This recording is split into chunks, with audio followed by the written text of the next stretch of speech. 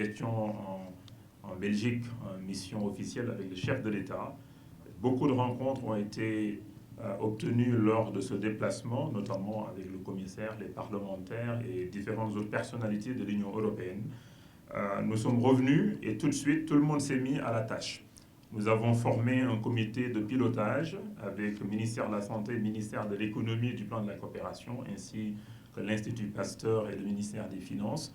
Et 3 mois après, nous avons réussi à livrer 60% de plus que les capitaux dont on avait besoin. Le besoin de départ, c'était 10 millions de dollars, comme l'a dit M. le commissaire. Nous avons finalement levé 16 millions de dollars, dont 2 millions de dollars venant de l'État du Sénégal.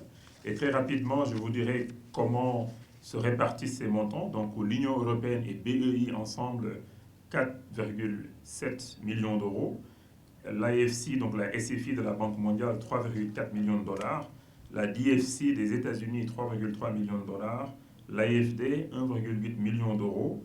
Et l'État du Sénégal, bien sûr, les 2 millions de dollars, plus le terrain également accordé gratuitement donc, à l'Institut Pasteur à Diamniadio. C'est un succès éclatant et cela a fait l'objet de signature ce matin en présence du président Macky Sall au Palais de la République. C'est une vision de son Excellence le président Macky Sall qui vient d'être matérialisée en mode de fast-track grâce à la volonté de toutes et de tous. Toutes les équipes ont travaillé pratiquement nuit et jour. Jusqu'à 3h, 4h du matin, les équipes de IPD des différents ministères, dont le ministère de l'Économie, travaillaient d'arrache-pied. Je voudrais remercier tous les partenaires qui sont présents dans cette première phase et les partenaires qui ont déjà annoncé leur contribution pour la deuxième phase, dont l'Allemagne pour 20 millions d'euros, bien sûr, l'Union européenne 15 millions d'euros, et tous les autres partenaires autour de la table et ceux qui ne sont pas là, et d'autres pays, vont contribuer également aux phases 2 et 3 pour atteindre donc les 200 millions de dollars donc, qui sont prévus pour le projet. Rendez-vous donc vraiment, monsieur le directeur général, vous êtes sous pression.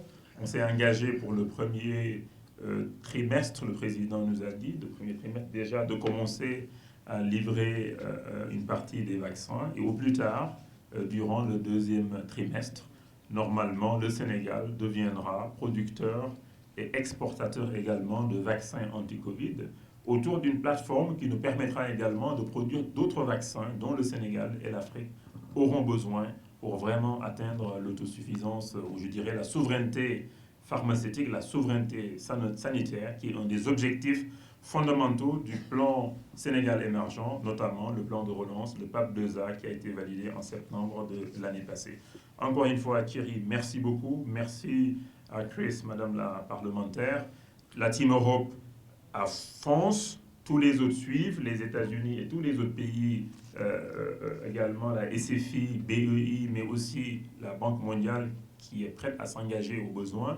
La Banque africaine de développement aussi aura une approbation d'ici le mois d'octobre pour le financement de ce projet. Irène, merci aussi pour ton engagement et à tous les partenaires, Stéphane, bien sûr, l'ambassade de France et tout le monde, pour leur engagement autour de ce projet commun entre les différents partenaires traditionnels, historiques du Sénégal, dans la modernité, dans l'efficacité. Merci beaucoup.